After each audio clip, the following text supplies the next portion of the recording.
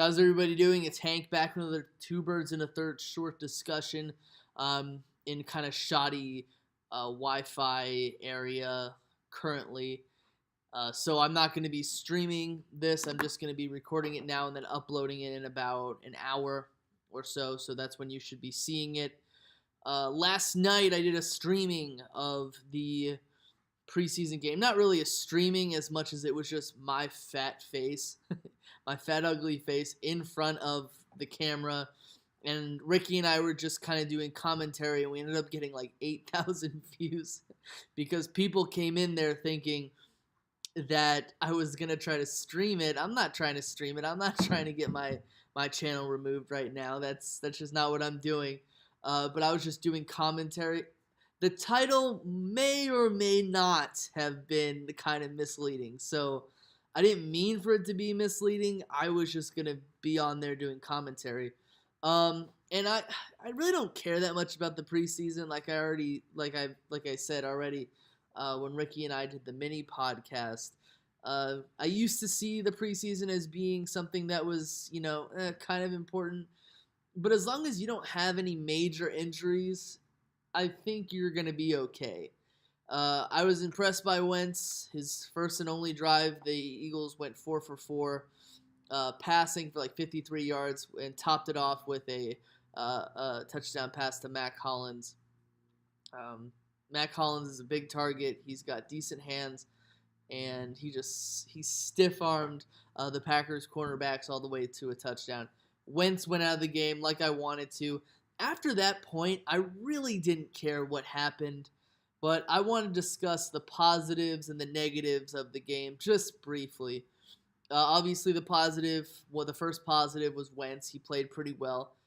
Second positive was the first team receivers. They really got off to a good start as it was. And the cornerbacks played half decent. The defensive pass rush was really good, and the linebackers were not too bad at all. So, hopefully they can keep it going onto the season. But again, it really doesn't matter how they played one way or another because it really doesn't count. Then the negatives. Obviously, the negatives happen to be Nelson Aguilar, the GOAT. The offensive line was also very shoddy. Jason Kelce, he just gets pushed around. I have nothing against the guy. I just don't think that he fits any system, or at least our system right now. And the running back struggled. I don't think the Eagles are using LeGarrette Blount the right way.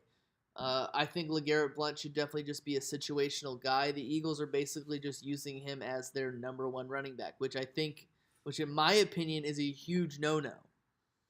So those are the positives and the negatives about the game. Again, I really don't care about the game. I know Aaron Rodgers didn't even play. I don't even put much stock into the game because it's the first preseason game, and some of these players haven't even played in the NFL yet. The way I see it, the Packers backups cared a lot more about this preseason game than the Eagles backups did. So it's whatever. I don't really care, win or lose. The Eagles haven't lost a preseason game in almost 2 calendar years, so it doesn't really matter to me. But I also want to finish off this short discussion by talking about Jordan Matthews. This morning, Jordan Matthews was traded to the Buffalo Bills for Ronald Darby, second-year cornerback from the Buffalo Bills. Just like with Chimp, when we would pick up players from Oregon in the Pac-12, Jim Schwartz just has a penchant for picking up players from the Buffalo Bills. So I'll say this, right? I am very unhappy to see Jordan Matthews go, right? I thought that he had built chemistry with Carson Wentz.